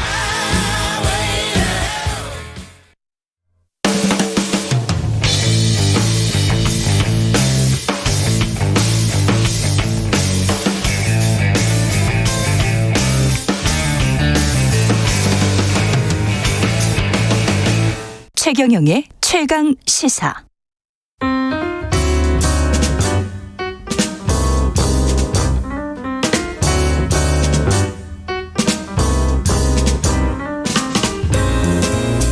네, 더 나은 미래를 위해서 오늘의 정책을 고민합니다. 김기식의 정책 이야기 식센스. 김기식 더 미래연구소 소장님 나와 계십니다. 안녕하십니까? 예, 안녕하세요. 네. 더 미래연구소에서 보고서를 하나 발간을 했는데 서열화된 대학 구조 개혁. 예, 그래서 종합대학인 국립서울대학교를 독립된 단과대 체제로 아예 근본적으로 재편하자 이런 보고서를 냈죠. 독립된 단과 대학들로 그냥 만들어버리자. 예. 그러면 무슨 뭐 프랑스에 있는 소르본느 1대학, 2대학, 3대학 뭐 이런 식입니까? 그랑제골 대학처럼 이제 단과대별로 다 독립시키자 이런 겁니다. 아, 그런 식이. 네. 그렇게 되면은 서열화된 대학 구조가 개혁될 것이다. 그런 개혁에 이런 이제 대학 서열화 구조의 균열이 발생하게 되는 촉매자가 될 거다 이렇게 보는 거죠. 이게 지금 이런 그 제안을 하게 된 이유가 워낙 한국만의 어떤 특징이 있는 건가요? 대학 구조가 워낙 서열화되어 있습니까, 우리가? 그렇죠. 이제 우리나라는 사실은 이제 자원도 없고 나라도 작은데 사이 인적 자원 갖고 선진국까지 온 나라지 않습니까? 그 중에서도 특히 고급 인력을 배출하는 대학은 되게 중요한데 우리나라는 지금 그 대학 진학률이 72%를 넘는 전 세계에서 가장 많은 대학을 가는 고학력 사회임에도 불구하고 대학에 대해서는 끊임없이 문제가 나왔습니다. 예를 들어서 이제 이 특히 고질적으로 대학 서열화는 우리 사회의 학벌주의를 조장할 뿐만 아니라 과도한 입시 경쟁을 촉발시키는 것으로 작용이 돼 왔고 또 이렇게 대학 서열이 명확히 매겨지다 보니까 그런 서열에 안주해서 대학 교육의 질은 점점 떨어져 가고 그렇죠. 또 이게 이제 요즘 4차 산업혁명까지 얘기되는 등 이렇게 사회는 급변하면서 사회와 학생들의 수요는 변하는데 이 몇십 년 전에 이 학과 구조나 정원 구조는 그대로 유지돼서 그러니까 사회가 필요한 인력을 제대로 배출하지 못한다 이런 비판들이 끊임없이 제기되어 온 거죠. 그런 점에서 뭔가 우리 대학이 좀 근본적인 변화가 필요하다 이런 얘기는 수십 년 전부터 되어 왔지만 우리 사회에 워낙 막강한 힘을 갖고 계신 이 대학과 대학 교수님들의 이 기존 체제를 유지하려고 하는 힘 때문에 제대로 손도 못 대 온 건데요. 이번에 한번 근본적인 개혁이 필요하다 이런 차원에서 보고서를 낸 거죠.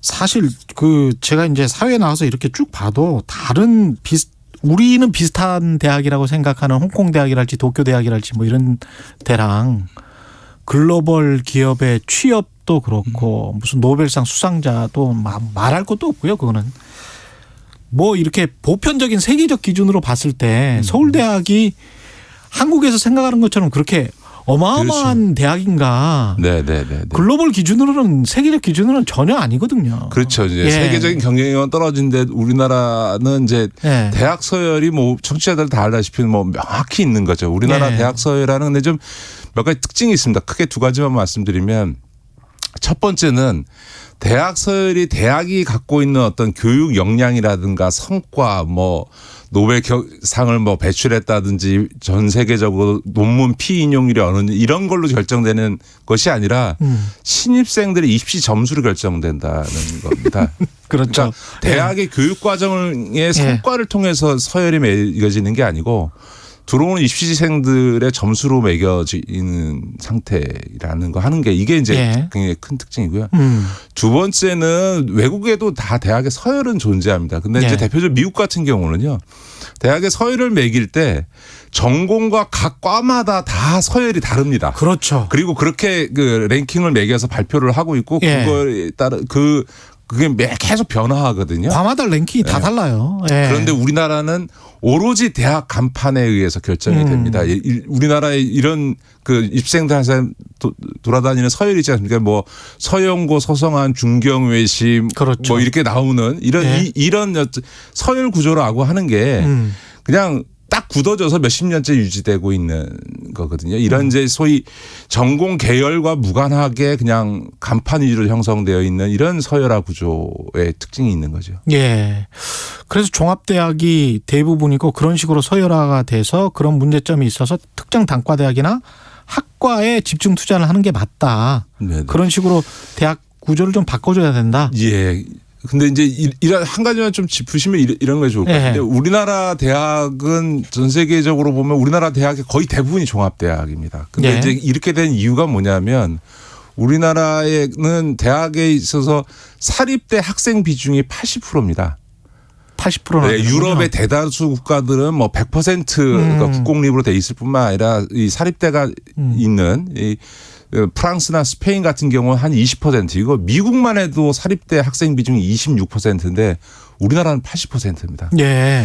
그런데 이렇게 80%나 차지하는 사립대들이 재정의 대부분을 학생들의 등록금에 의존하거든요. 예. 그러니까 경제 논리상으로는 사립대는 종합대학 체제 하에서 보다 많은 학생들을 모집을 해야만 재정적 수입이 커지니까 무조건 학생을 많이 뽑을 수 있는 종합대학을 선호해 온 거죠.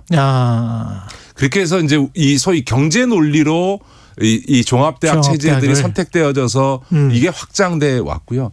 그렇게 모든 대학이 다 종합대학 체제를 갖추고 있으니까 거의 모든 대학교의 학과 구조나 전공 계열이 다 비슷합니다.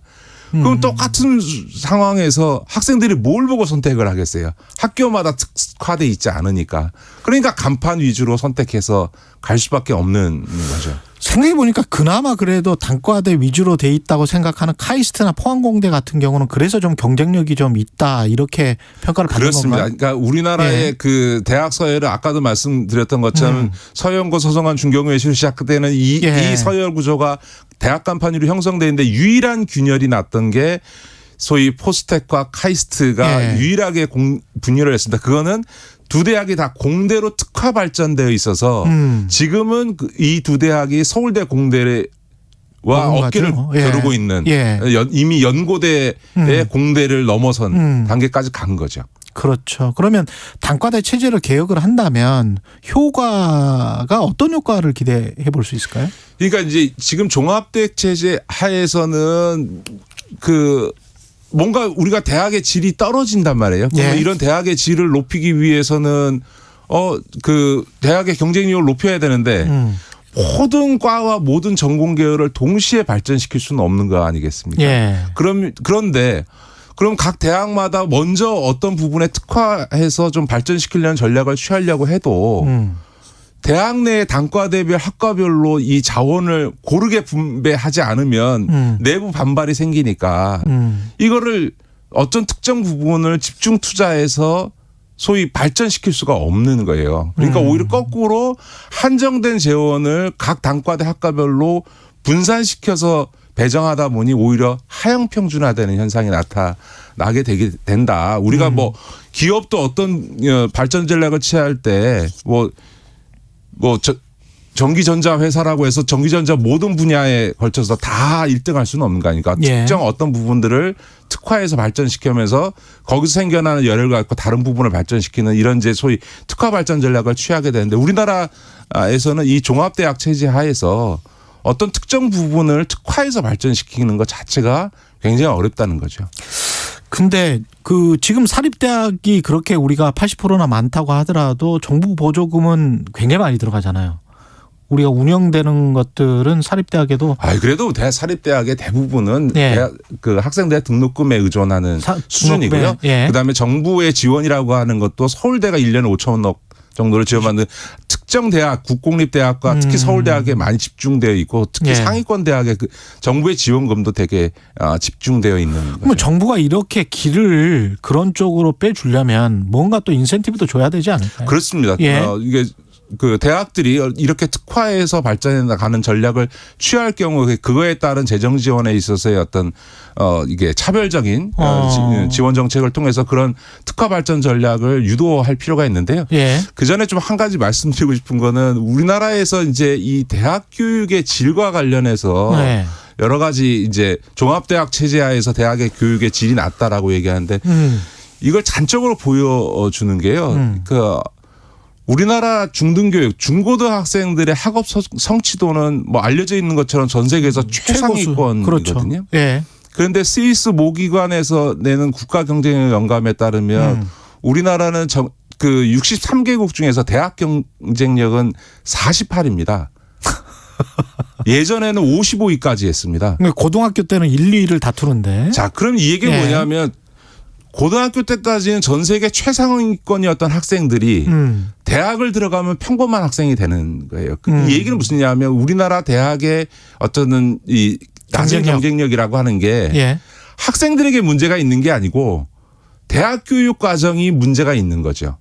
제가 지금은 어떻게 보면 대학 교육 과정이라고 하는 거는 그냥 스펙을 쌓기 위한 통과 과정일 뿐인 거거든요. 그렇죠. 앞서 말씀드렸던 것처럼 대학의 서열이라고 하는 것은 신입생의 입시 점수에 의해서 결정되고 졸업 이후에 영향이 없어요. 그러니까 대학의 인풋과 아웃풋이 똑같다는 얘기는 대학 교육 과정이라고 하는 게 학생들의 역량을 키우는데 아무런 기여를 하고 있지 못하다라고 하는 아주 가혹한 평가를 받을 수밖에 없는 거죠.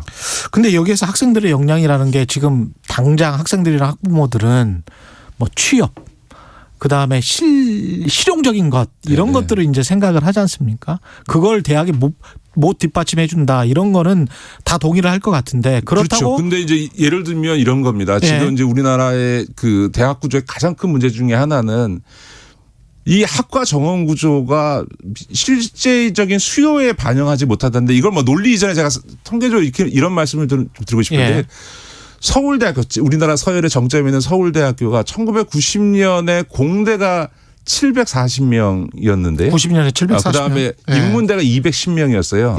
근데 2022년 기준으로 입학 정원에서 공대는 853명으로 15% 증가를 했는데 인문대는 294명으로 40%를 증가합니다. 30년 동안 서울공대 정원이 15% 증가했는데 인문대는 40%가 증가한 거예요. 그러니까 우리가 그 30년 동안 산업이 고도화되면서 고급 기술 인력에 대한 필요가 점점 늘어나고 있는데 공대가 정원이 늘어난 것보다 오히려 거꾸로 인문대가 정원이 더 많이 늘어났다는 건 이런 사회 변화에 역행해 왔다는 거죠. 그럼 그 학생들의 수요하고도 역행하고 있는 거거든요. 학생들은 오히려 이공계를 더 원하는데 아니 사회는 그걸 원하는데 사회는 이제 그거에 조응하지 못하는 거고요. 예를 들면 지금 그 작년 기준으로요. 전국의 국어 교사 선발 인원이 418명인데요. 전국의 사범대 국어교육과 졸업생 숫자 입학생이 1000명입니다. 그러니까 무슨 얘기냐면 국어교육과 들어가는 학생들은 입학할 때 이미 3분의 2는 교사가 못 되는 거예요. 더군다나 힘드네, 지금은 교직 과목, 그러니까 교직 자격이 개방돼 있어서 사범대를 안 나와도 교직 과목만 이수하면 교사 임용고시를 볼 수 있거든요.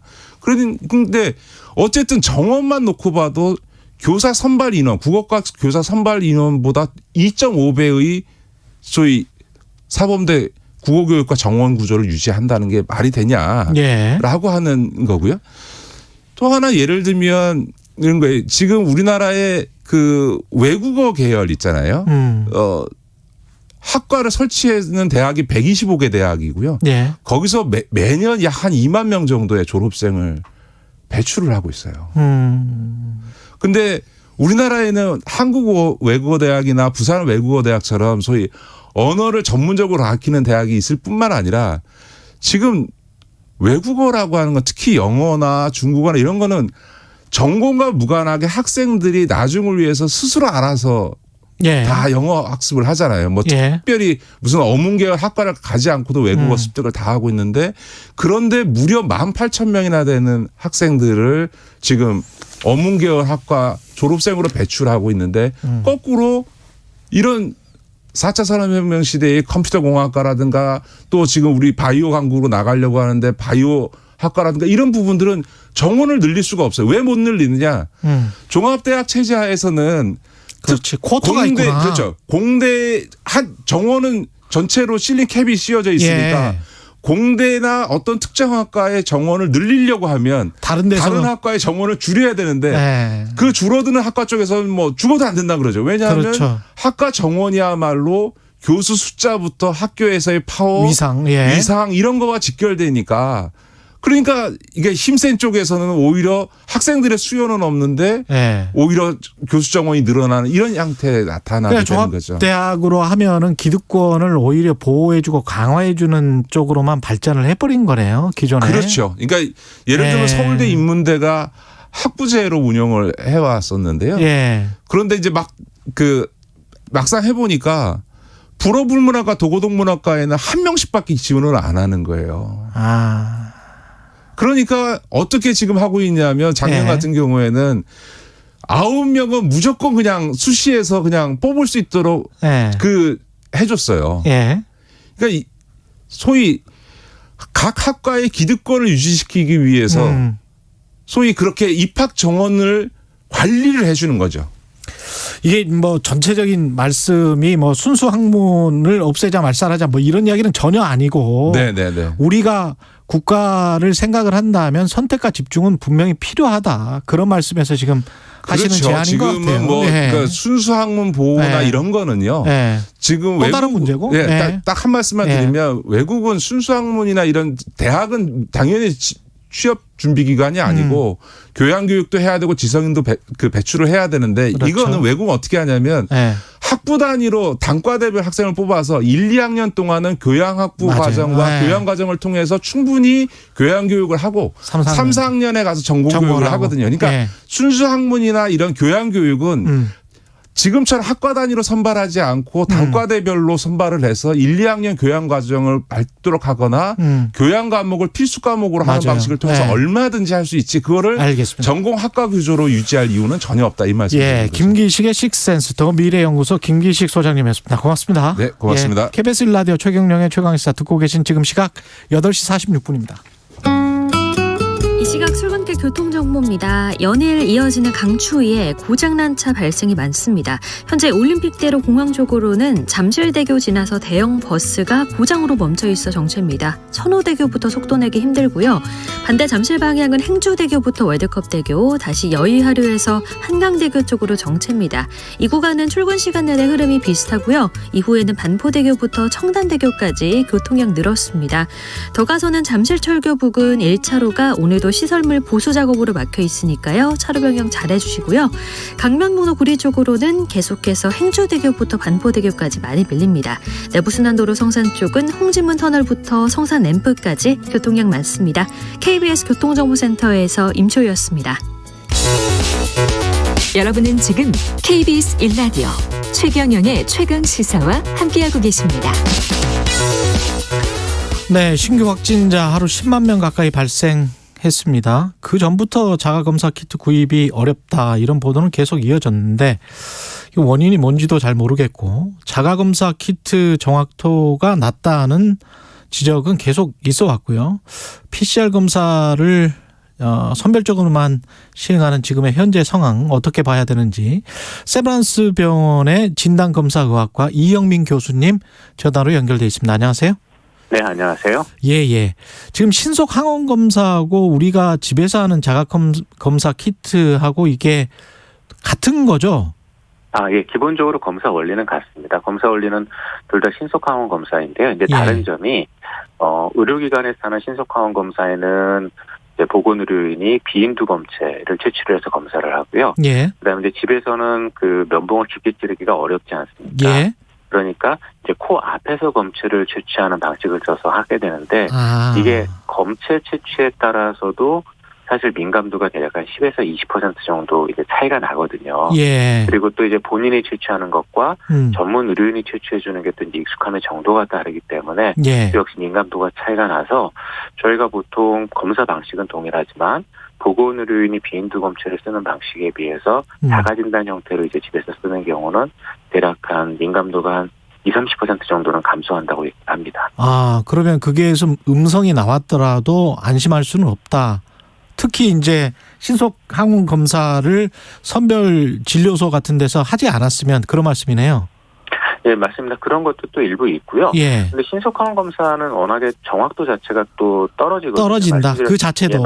예, 맞습니다. 이제 이게 신속 항원 검사의 정확도는 사실 이제 유증상자와 무증상자에 따라 다르고, 유증상자 같은 경우에는 증상 발현하고 7일 이내. 의 경우에 있어서는 한 70에서 90% 정확도를 보여주지만요. 그 이유가 되면은 정확도가 많이 떨어지고요. 그다음에 이제 무증상자의 경우에 있어서는 워낙 바이러스 배출량이 굉장히 적기 때문에 저희가 정확도를 특히 이제 민감도라는 개념에서 환자를 찾아낼 수 있는 그러한 정확도를 대략 한 40% 정도로 보거든요. 그러다 보니까 이제 통상적으로는 이걸 합쳐서 유증상자, 무증상자 합쳐갖고 한 50에서 60% 정도 내외 정도로 생각하고 있습니다. 그렇군요. PCR 검사는 이것과는 완전히 차원이 다릅니까? 예, 맞습니다. 저희가 이제 검사의 정확도를 평가하는 방법이 이제 환자를 얼마나 잘 찾느냐로 평가를 하기도 하는데 다른 방법으로는 바이러스가 얼마나 많은 바이러스가 얼마나 적어도 검출 가능하냐를 갖고 평가하기도 하거든요. 그런데 이제 PCR 검사는 유전자를 증폭해서 보는 검사법이다 보니까 수십 마리에서 수백 마리 정도의 바이러스만 있어도 검출이 가능합니다. 그런데 이 신속항원 검사는 수백만 마리 이상의 바이러스가 있어야 검출이 가능하거든요.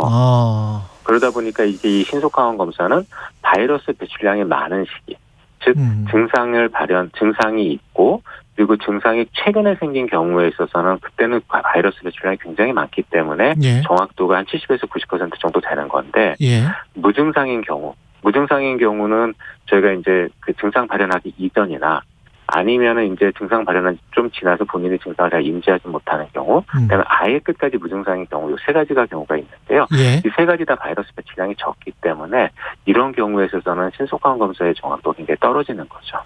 그러면 시민들 입장에서는 이제 혼란스러울 수밖에 없는데 자가진단 키트를 사놨다가 뭐 증상이 있는 것 같으면은 먼저 해보는 게 맞는 겁니까? 그럼에도 불구하고? 근데 증상이 있는 경우에는 말씀드렸던 것처럼 코로나19 관련 증상이 있는 경우에는 한 70에서 90% 정도 정확도는 되니까 해보시는 게 도움이 될 수는 있는데요. 그런데 이제 여기에도 두 가지 문제가 있는데 하나는 70에서 90%라는 거는 아까 말씀드렸던 것처럼 보건의료인이 비인두 검체를 채취했을 때거든요. 그러니까 집에서 자가로 했을 때는 이거보다 더 낮은 한 50-60% 정도 정확도라고 보시면 되고요. 그렇군요. 그다음에 그래서 이제 이런 경우 증상이 있는 경우는 본인이 해보실 수도 있겠지만 그래도 조금이라도 민감도를 올리려면은 의료기관 내원하셔서 비인두 검체를 받으시는 게 조금이라도 낫고요. 그다음에 또 한 가지는 이제 지금 이 자가진단 키트를 많은 경우에 증상이 없는 경우에도 지금 쓰고 계시거든요. 그런 경우는 아까 말씀드렸던 것처럼 정확도가 한 40% 정도도 안 될 가능성이 높기 때문에 굉장히 주의가 많이 필요하게 되죠. 그렇군요. 자가진단 키트를 소비자들이 구하기가 힘들다 이런 이야기도 있고 그걸 이미 뭐 유럽이나 다른 나라들에서 인정받은 자가진단 키트가 한국에서는 식약처가 뭐 인정을 안 해주고 있다 그런 이야기도 있는데 어떻게 보세요? 이런 문제는? 근데 지금 이 자가진단 키트가 부족한 문제는 지금 현재 PCR 검사 역량이나 이런 것들이 많이 부족하다 보니까 이제 정부에서 어쩔 수 없이 자가진단 키트를 쓰라라고 얘기를 하고 있는데 이것들에 대해서 지금 시민들이 너무 좀 패닉에 빠져 있다고 해야 되나요? 그래서 이렇게 많이 구입을 하시고 많이 이렇게 비축하는 문제들도 있다 보니까 생기는 걸로 생각이 됩니다. 그런데 사실 이런 거의 가장 기본적인 문제는 우리가 그동안 PCR 검사 용량을 충분히 확정을 안 해놨기 때문이거든요. 사실 PCR 검사 용량이 더 필요하다는 얘기는 저희 진단검사 전문의들이 거의 1년 전부터 했던 얘기인데도 불구하고 여기에 대한 지원이 사실상 거의 없었습니다. 그렇군요. 그러다 보니까 이제 이런 오미크론 변이 같은 대유행이 끝에 오니까 지금 검사 용량이 부족해서 어쩔 수 없이 자가 진단을 쓸 수밖에 없게 된 거거든요. 그래서 지금 그런 상황인 걸로 보이고요. 그다음에 말씀하셨던 것처럼 지금 유럽에서 승인받은 게 식약처 승인이 늦어지기 때문에 부족하다. 이거는 일부 조금 틀린 의견, 내용도 있는데요. 그렇습니까? 이러한 진단 키트 같은 것들은 정확도가 굉장히 중요하기 때문에 최소한도 어느 정도의 평가 결과 분석은 필요합니다. 근데 지금 그동안 식약처에 이러한 그 자가 진단을 포함해서 굉장히 다양한 진단 키트에 대한 그 신청이 많이 밀려 있는 상황이거든요. 그러다 보니까 그런 것들 부분에서 지금 이것들 평가하기 위해서 지금 늦어지고 있는 건데요. 식약처도 그래서 그런 부분들을 참고를 해서 가급적 우선순위를 재선정해서 지금 보겠다고는 하고 있는 상황으로 알고 있습니다. 그러면 지금 말씀하시는 거 들어보니까 PCR 검사 용량을 지금이라도 확충하는 방법밖에 없는데 지금이 최대치 아닙니까? 어떻게 보세요? 네, 맞습니다. 근데 어차피 이제 이 PCR 검사 용량이라는 건 사실 이 코로나19 외에 다른 감염 질환에서도 필요한 그런 역량들이거든요. 그래서 저희가 향후 포스트 코로나를 생각을 한다면 그러면은 분명히 이런 코로나19 외에 또 다른 감염 질환이 올 수도 있거든요. 그래서 그런 역량을 확보하는 거는 제가 보기에 앞으로도 필요하다고 생각이 되고요.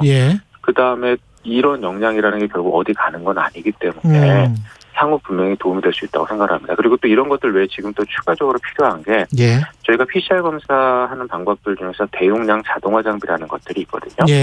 이런 것들은 이제 장비 한 대당 거의 뭐 검사 인력 한 5명에서 10명 정도 해야 되는 검사를 처리를 할 수가 있는데 이런 장비도 지금 식약처 쪽에 승인이 들어가 있는데 지금 계속 승인이 좀 늦어지고 있는 상황입니다. 근데 이런 장비라도 좀 빨리 승인을 해서 쓸 수 있게 해주면 그러면 의료기관 같은 데에서는 검사 역량을 내는데 도움이 되기 때문에요. 이런 부분도 저희가 충분히 고민을 해야 될 것 같습니다. 검사 인력도 그렇고 검사 교육도 이게 충분한가요? 지금 어떻게 보세요? 그런 것 때문에 더더욱 이제 그런 자동화 장비가 필요한 건데요. 지금 지역 사회 안에 코로나19 감염이 늘다 보니까 의료기관도 지금 코로나19 확진자들이 그 직원들 중에 꽤 나오고 있거든요. 그러면은 이런 확진자가 이런 검사하는 사람들 사이에 나오지 말라는 법도 없게 되고 그러면은 분명히 검사 인력도 부족할 수가 있습니다. 그래서 더더욱이나 이런 자동화된 장비들이 필요한 거거든요. 마지막으로 강민경 님이 증상이 조금이라도 있으면 근처 이비인후과 가서 검사하시길 추천. 의사 선생님이 직접 검사해 주시니까 아프지도 않고 조금 더 정확한 것 같아요. 내가 내 코에 깊숙이 넣는다는 게 쉽지 않아요. 이런 의견 주셨는데 어떻게 생각하세요? 마지막으로. 그 말씀은 맞다고 생각을 합니다. 사실 코 앞에 약간만 하는 것도 되게 많이 겁나거든요. 근데 그거를 본인이 이렇게 넣는다고 생각을 해보시면 더더군다나 본인은 그나마 좀 괜찮은데 내 아이를 그거 한다고 생각하면 쉽지 않거든요. 그래서 그런 거는 가급적이면 조금이라도 더 민감도를 높이고 정확하게 하기 위해서 가급적이면 근처에 의원이나 이런 데를 찾아가 보시는 걸 권합니다. 알겠습니다. 세브란스 병원 진단검사의학과의 이영민 교수님이었습니다. 고맙습니다. 들어가십시오. KBS 1라디오 최경영의 최강시사였습니다.